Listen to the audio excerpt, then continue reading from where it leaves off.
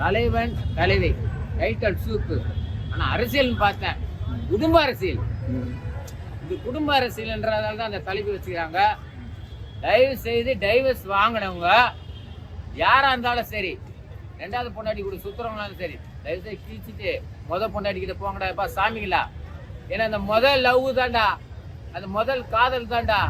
என்னதான் அங்காளி பங்காளி மாமா மச்சா இருந்தாலும், பகல்ல சண்டை நடந்தாலும் நைட்ல ஒன்னா சேர்ந்துடுறீங்களே.